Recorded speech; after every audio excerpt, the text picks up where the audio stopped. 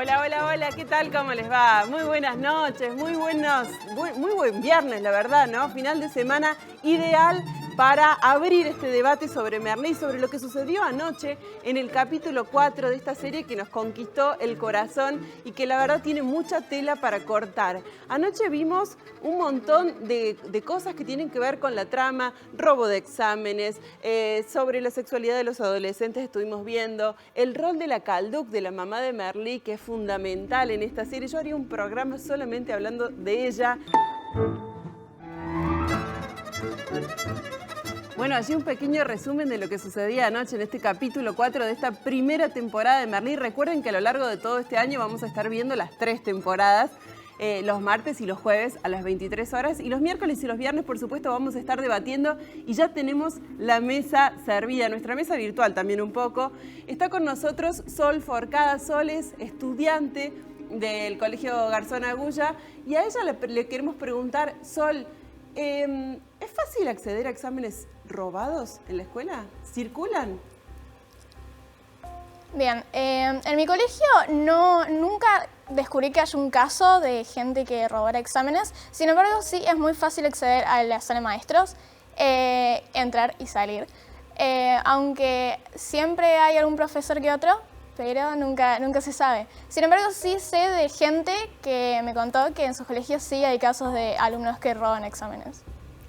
Bueno, de eso vamos a estar hablando porque en verdad eso sucedió anoche en el capítulo. Lo tenemos a Sergio Andrade también, él es filósofo y él además trabaja en un rol central dentro de la facultad porque articula con los futuros docentes, con los futuros profesores de filosofía entre la escuela secundaria y justamente la universidad. Sergio, te saludamos y la pregunta para vos es, ¿existe un antes y un después justamente de Merlí en el rol de los docentes de filosofía?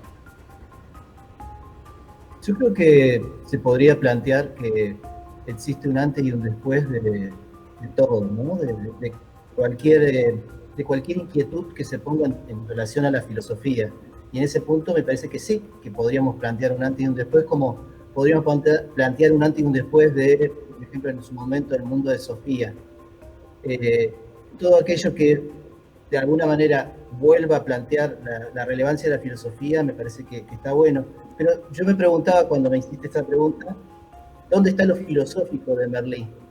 Y para mí me parece que más allá de las breves referencias que por ahí se hacen a ciertos filósofos, también en los conflictos, en las tramas, las inquietudes de los personajes, de una de otra manera, está presente la filosofía, más allá de los gestos icónicos como, por ejemplo, el búho que aparece al principio de cada capítulo. Bueno, ya vamos a estar conversando de eso, por supuesto, en los próximos bloques. La tenemos también a Sonia Daniel aquí en el piso. Sonia es docente de teatro, tiene más de 30 años trabajando con adolescentes justamente y además muy vinculada al mundo del teatro, María Castaña. La pregunta para Sonia es sobre un personaje que para mí es muy entrañable, que es la Calduc, que es la mamá de Merlí. Sonia, ¿a vos te parece que la Calduc le va marcando un poco, es la directora de la obra de la vida de Merlí? Absolutamente. Absolutamente. Merlí es lo que es por la madre que tiene, que digamos que creo que hasta induce su interés por la filosofía. Teniendo en cuenta la franja etaria en la que está Merlí y su actitud a la hora de encarar la filosofía y de enseñarla, ha sido su mamá, su gran directora. Y bueno, y el capítulo que vimos ayer justamente marca esto, ¿no? Que recibe directivas de la Calduc a las cuales se niega y en la escena siguiente está haciendo exactamente lo que la mamá le dice. Sí. Vamos a saludar a Noelia Chiantur, ella está, por supuesto, del otro lado, pero acompañándolos a lo largo de todo el programa. Ella es psicóloga, es psicoanalista específicamente. La pregunta, Noé, para vos has trabajado mucho con adolescentes y con la sexualidad de los adolescentes. ¿Sigue siendo un tabú la homosexualidad entre los adolescentes, Noé? ¿Cómo están? A mí me parece que lo que sigue siendo más que un tabú, algo enigmático, es la pregunta por el otro sexo. ¿No? ¿Qué quiere el otro de mí? Porque convengamos que la adolescencia también sería una salida infantil, entonces es dejar de preguntarse por qué quiere un padre, qué quiere una madre, sino empezar a preguntarse por ese otro sexo, que es tan desconocido y enigmático y que siempre va a exigir algún tipo de invención de parte de un adolescente para responderse a esa pregunta, que bueno, que es un vacío muy enigmático, la sexualidad, la muerte siguen siendo un enigma.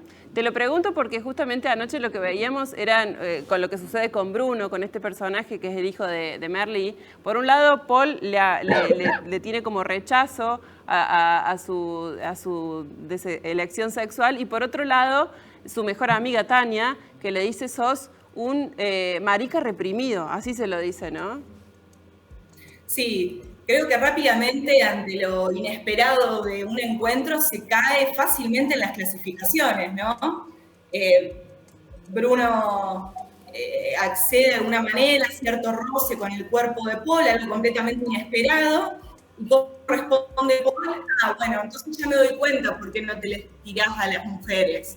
Rápidamente se cae en una clasificación, sacándose de arriba algo que podría llegar a ser, bueno, quizás una pregunta, ¿no? Bueno, de todos estos temas vamos a estar hablando esta noche aquí en la pantalla de Canal 10. Merlí, el debate. Hacemos una pequeña pausa y tras la pausa, por supuesto, nos metemos con los temas centrales del capítulo. No se vayan.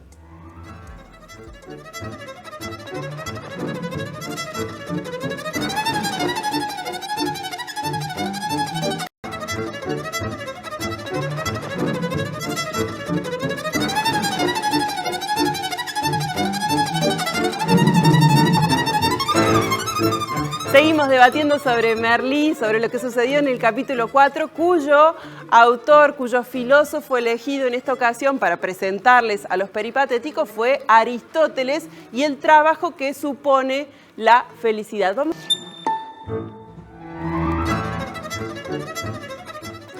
Bueno, lo voy a convocar, lo voy a invitar a Sergio a la mesa para justamente preguntarle, Sergio, a propósito de este informe que vimos y de lo que vimos anoche en el capítulo del cuarto capítulo de Merlí, ¿por qué le molesta tanto a los padres de los estudiantes, de las estudiantes de Merlí, que justamente aborde temas como este, como el de la felicidad para Aristóteles?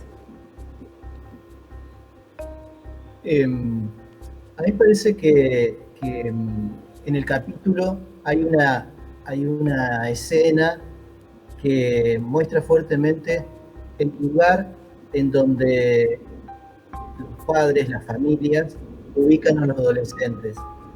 Que es la escena en donde de alguna manera le reclama a la madre al hijo el hecho de que él reciba un dinero que tiene que ver con la cuota alimentaria, una cuestión así. El reclamo de la madre es una cuestión legal, jurídica. Pareciera que el poder de decisión es algo que se logra después de una cierta cantidad de años y que tiene que ver con una cuestión más de orden legal. Yo creo que lo que molesta en el caso de los adultos, de las adultas, es la posibilidad de niñas y de adolescentes de poder decidir y pensar por sí mismos. Que un poco, bueno, el planteo de Aristóteles es ese, ¿no? La felicidad definida a partir de la actividad, de la acción. Bueno, esa acción es algo que no sucede en otro tiempo, sucede desde que somos seres humanos. Entonces, tal vez eso es lo que molesta un poco desde la mirada adulta, la posibilidad de que niños y adolescentes puedan hacer y decidir por ellos mismos.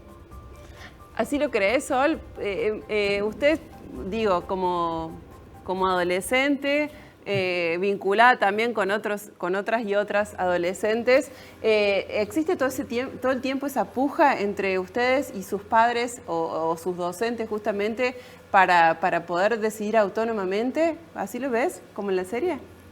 Sí, creo que sí. Me parece que es cierto.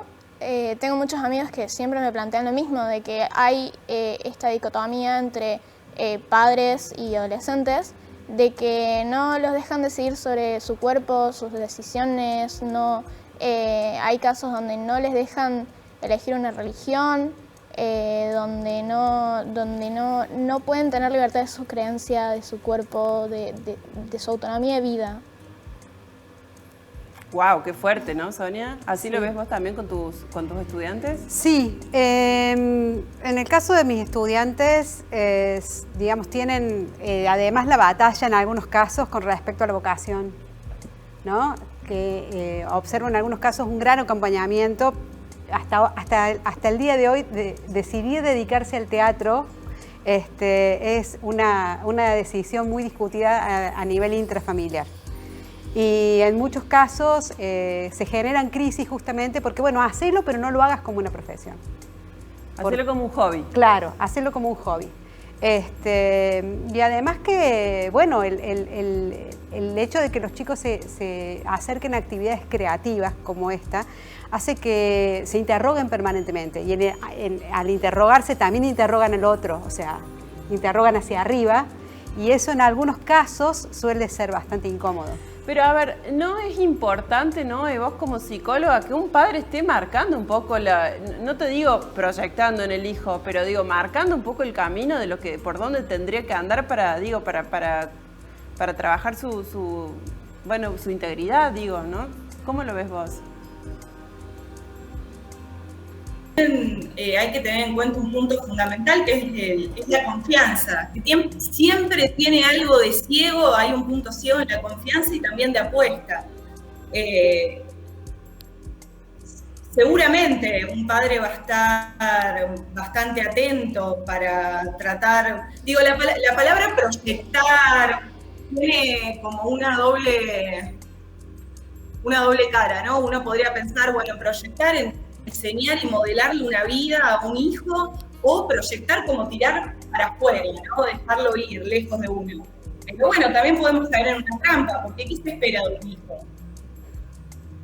Sería más interesante preguntarse cómo se espera o desde el lugar en el que se espera.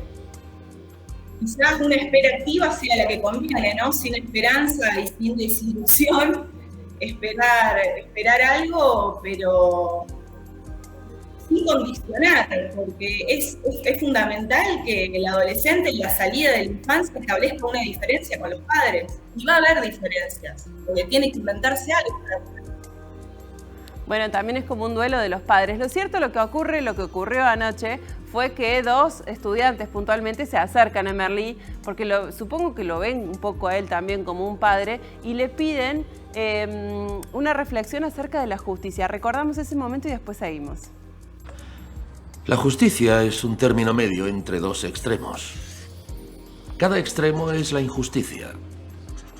Tan injusto es que cometas una injusticia con alguien como permitir que alguien cometa una injusticia contigo. ¿No? Vale. En medio está la justicia. Y sin la justicia no hay eudaimonia. ¿Has sido injusto con alguien? No. ¿Alguien es injusto contigo?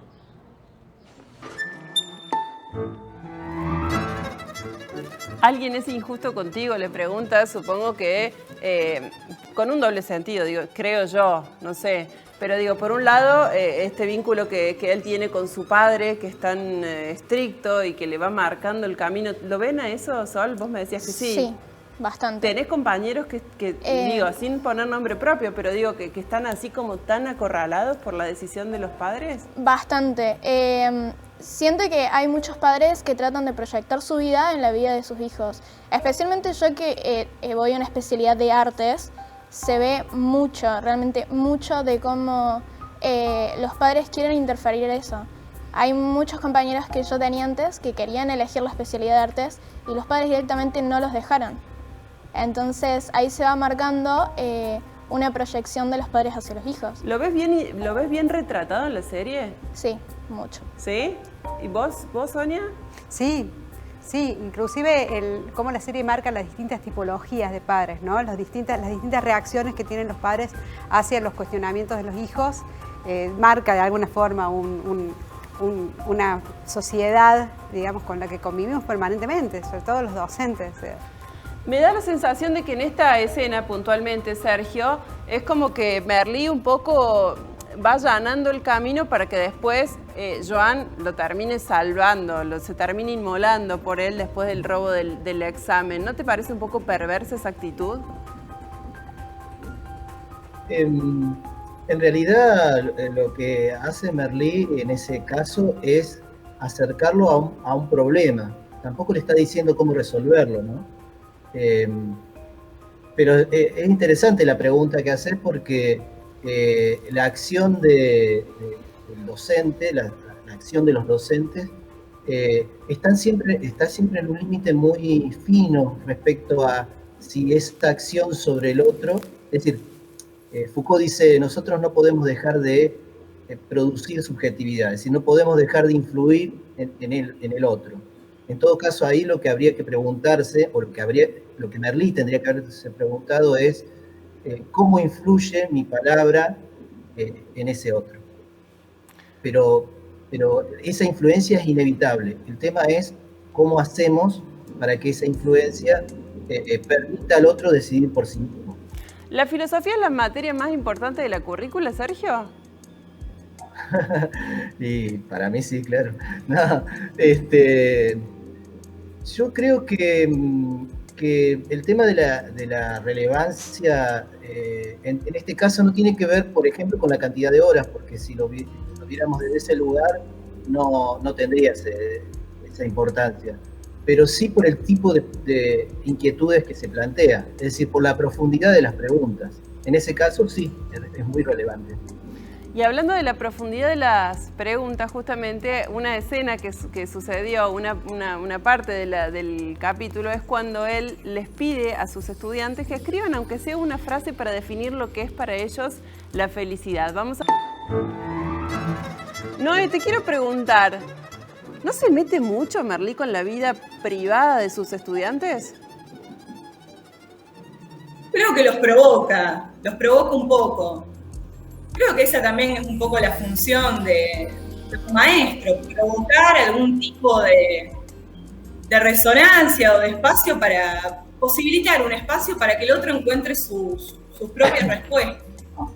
De todas maneras, bueno, ya lo decía Freud, hay profesiones que son imposibles y educar es una de esas profesiones. Siempre va a haber algo que no se llega a saldar por completo, y teniendo en cuenta sobre todo que el que se tiene que dejar enseñar, el que aprende es el alumno. En este punto me parece que es un provocador, ¿no? Sol, ¿hay profes que se meten todo el tiempo con la vida privada de ustedes, que están intentando hacerse amigos o llegarles desde otro lugar para generar? Yo creo que es una relación de poder asimétrica, ¿no? No sé, yo también quiero tu opinión, sí, Sonia, sí, en esto. Hay algunos profes, nunca encontré un profesor que se meta para mal. Siento que tienen buenas intenciones de acercarse y ayudarnos a entablar relaciones, ayudarnos a crecer, porque siento que también una parte de la labor del profesor no es solamente enseñar, sino también educar. Entonces, también va por este lado de provocar un poco para replantearnos nuestra vida y que nosotros como adolescentes hagamos un cambio y aprendamos y crezcamos como personas, porque ellos también son educadores de personas, no solamente, no wow, es que solamente me encantó enseñan. eso, no es más allá de enseñar, tienen que educar, ¿no? Sí. Qué fuerte eso. ¿Cuál es la diferencia fundamental allí? Yo siento que la diferencia es que uno simplemente entra al aula, dice lo que tiene que decir, da el tema que tiene que decir y se va. En cambio, hay profesores que marcan tu vida. ¿Tuviste profes como Merlí que han marcado tu vida? Sí. ¿Sí? ¿Muchos? Varios. ¿Y que después se establece una relación de amistad así con los profes? Sí, tengo profesores con los que son profes que nunca te olvidas. ¿Y se puede ser amigo de tus estudiantes, Sonia? El término amigo como tal, no, creo que por lo menos durante la etapa que dura el proceso de enseñanza, no es un proceso en el que se genere esto que se reconoce como amistad, donde hay un ida y vuelta.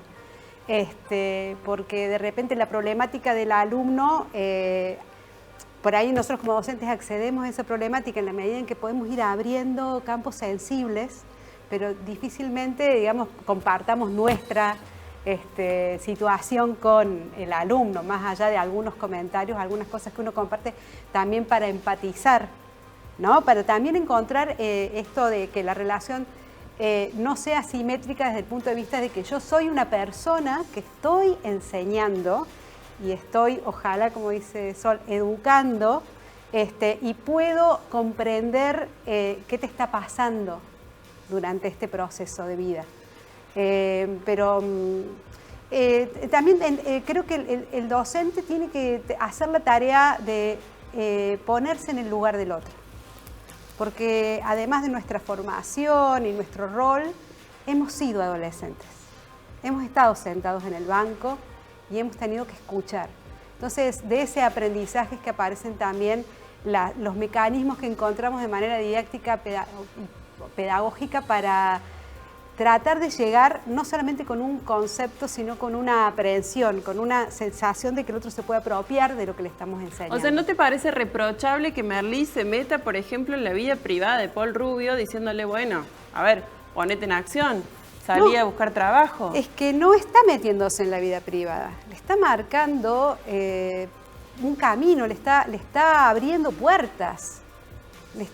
Por ahí está encontrando la manera de que pueda destrabar ciertas cosas, porque obviamente como docente se da cuenta que en su entorno familiar eso está trabado. Sergio, ¿se puede intervenir tanto en la vida de un estudiante? ¿Se puede meter tanto? ¿Cómo lo viste vos anoche? Para mí, este fragmento que vimos recién es el fragmento más filosófico del capítulo, porque justamente es en donde aparecen las voces el pensamiento de los estudiantes. Entonces, ¿por qué digo que es lo más filosófico? Decimos que la filosofía es justamente el amor al saber. No es saber, ¿no? Los adolescentes en este fragmento están ensayando posibles respuestas a preguntas que se hacen acerca de qué es la felicidad. Y digo que también es lo más filosófico porque es un momento de intercambio en donde aparecen distintas versiones de qué puede ser la felicidad, y el escuchar a otros puede hacer que modifique los modos en que hasta ese momento, y fíjate que en ese capítulo también hay una interpelación entre los estudiantes, y poder repensar aquello que había escrito, había pensado originalmente. Es decir, es una práctica del filosofar lo que ocurre en ese momento. Y en ese sentido, me parece que sí, hay que intervenir, es decir, la intervención tiene que ver con eso que recién decía la colega, es acercar preguntas, mucho escuchar, y a partir de eso ver qué nuevos interrogantes pueden producirse. Bueno, hay coincidencia entonces. Vamos a recordar otro momento del capítulo, que es cuando se roba el famoso examen de catalán.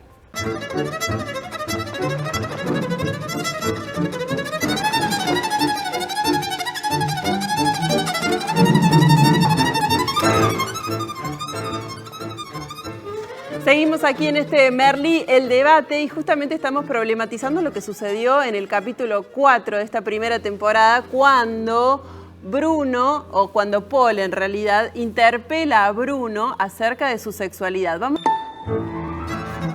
Noé, quiero ir a vos porque la pregunta tiene que ver justamente con eso. ¿Existen todavía vigentes estos preceptos machistas, si se quiere, entre los pares, entre dos varones en este caso, para uno, digo, que lo interpela a otro y que lo obliga o da por sentado que tiene que ser heterosexual? ¿Cómo lo viste? Sí, me parece que, más que machismo, me parece que se dan muchas cosas presentadas.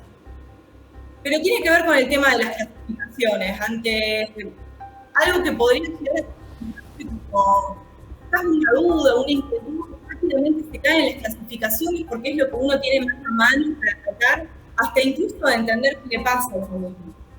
Me parece que hacerle lugar a las preguntas y a lo inédito que pueda surgir siempre es un mejor camino, ¿no? que ir por trillado. Sol, ¿cómo se viven en el aula las elecciones diferentes? Es bastante complicado. Sigue habiendo como mucho problema con decir, con confesar de qué orientación sexual tenés. O sea, lo viven así, como una confesión. Sí, sigue siendo realmente impresionante cómo sigue pasando. Yo lo viví en un caso personal, porque yo soy bisexual, y cuando yo era más chica había mucho problema con esto, porque estábamos entrando a la pubertad, entonces había mucho problema con esto. Y cuando yo lo confesé, me tachaban de lesbiana con mi mejor amiga. Y estuvieron como 1 año y medio cargándome con mi mejor amiga, diciendo que en el viajecito de estudio, que habían pasado cosas, y la verdad es que no. Pero todo este problema de que sigamos teniendo tantos prejuicios con respecto a la sexualidad del otro es grave y repercute mucho en el otro. Hay adolescentes que reprimen toda su vida su sexualidad y que no se animan a confesarlo simplemente por esto, porque pueden pasar crímenes de odio. Siguen habiendo muchos problemas. ¿Pero vos crees que es entre pares o es esta cuestión de confesar para con los padres, con los adultos, digamos? Ambos. Sin embargo, el miedo que se tiene con un adolescente, a confesarlo con un adolescente, siento que no es el mismo que con los padres. Porque con los padres es más grave, es más difícil, porque no sabes cómo tratarlo. Por toda esa cuestión de lo que proyectan, ¿no? Los padres, sí. Esto que hablábamos al principio del programa. Además, todo este tema que se viene tratando desde chiquito, a los hombres, cómo vas con tus amiguitas, que tenés noviecita en el jardín, con las nenas pasa lo mismo, pero con los hombres. Entonces, es como toda esta respuesta de ¿qué va a pasar si yo le digo que no? Que es todo lo contrario. Es tal cual lo que sucede un poco en la serie, ¿no? Está bien retratado, me parece. No sé, vos que sos actriz, que sos docente de actores y de actrices, Sonia, me parece que va en sintonía con lo que cuenta Sol. Sí, también depende del ámbito, ¿no? En qué ámbito los adolescentes se sienten en libertad como para poder plantear estas problemáticas y encontrar caminos de respuesta para saber cómo afrontarlo, cómo decirlo. Yo sí tengo la mirada en relación a cómo ha ido evolucionando a través del tiempo. Yo llevo 30 años trabajando con adolescentes y sí siento que hoy la sociedad está mucho más distendida en relación a este tema. Hace, no sé, 20 años atrás era imposible que alguien, digamos, ni siquiera en su grupo de pares de un taller de teatro, que es un taller que tiene cierto grado de libertad en cuanto a la expresión, digamos, se pronunciara con una elección diferente, a lo que se llamaba una elección diferente, que era, digamos, no ser heterosexual. Hoy empieza a haber toda esta cuestión de más tranquilidad a la hora de decir, tengo una novia hoy y tengo un novio mañana. O sea, estoy en un proceso de experimentación. Los adolescentes están incorporando dentro de todas sus decisiones de vida la elección de su sexualidad y se están permitiendo de alguna manera experimentar. Pero tal vez es cierto que eligen el ámbito donde expresarlo y el ámbito en el que saben que está vedado hablar de ese tema.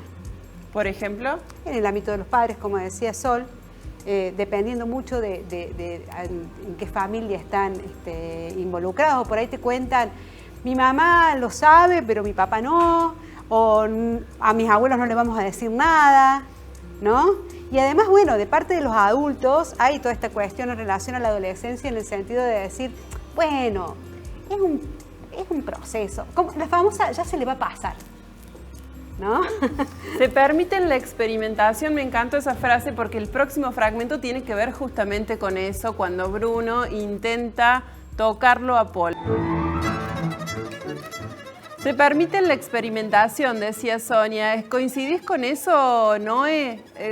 ¿Crees que está más vigente hoy eso o es más posible, es una realidad más que lo que sucedía hace 20 años atrás?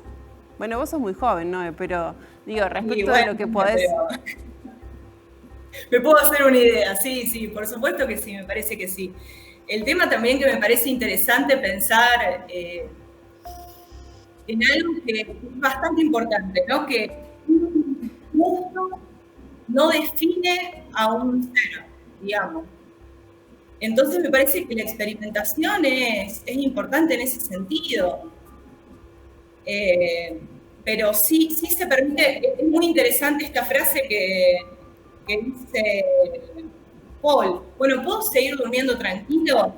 No me vas a perturbar con alguna duda, alguna inquietud, ese roce que pasa en el cuerpo y que lo hace despertar. Bueno, ¿me vas a seguir dejando dormir tranquilo? Digamos, sin hacerse ninguna pregunta, sin ningún cuestionamiento, sacándose rápidamente esa molestia arriba.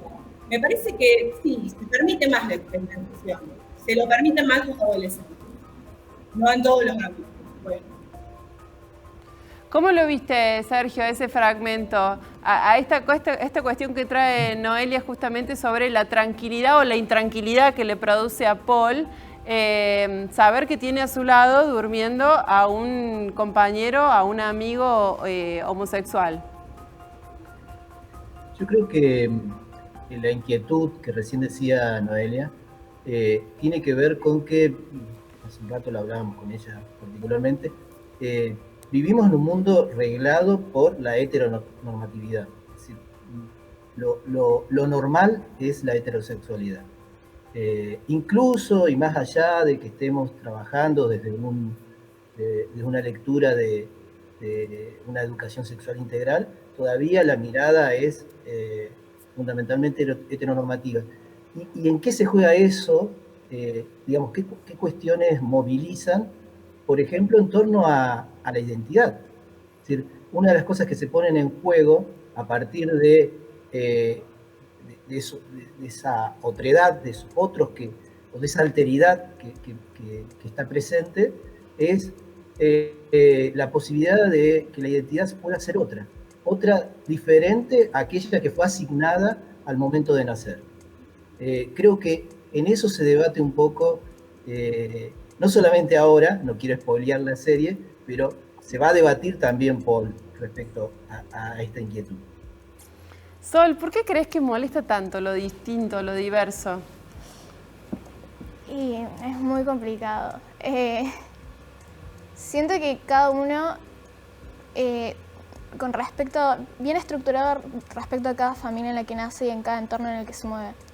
Entonces, cuando vas creciendo y cada uno va desarrollando individualmente una distinta identidad, va desarrollando una personalidad, va desarrollando gustos y te topas con algo distinto, es como que hay un choque.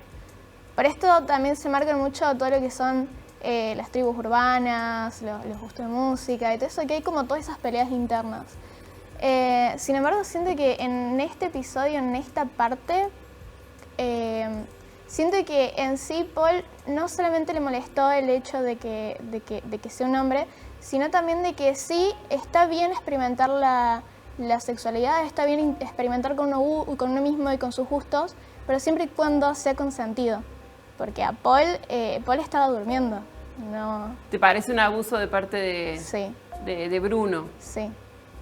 Es importante porque no tuvo la posibilidad de darle consentimiento porque estaba dormido. No tuvo la posibilidad de elegir. No. Bien. Corte, la última pausa aquí en este Merlí, el debate. Tras la pausa, por supuesto, hacemos el cierre de este capítulo y adelantamos lo que va a suceder en el próximo. No se vayan, ya volvemos.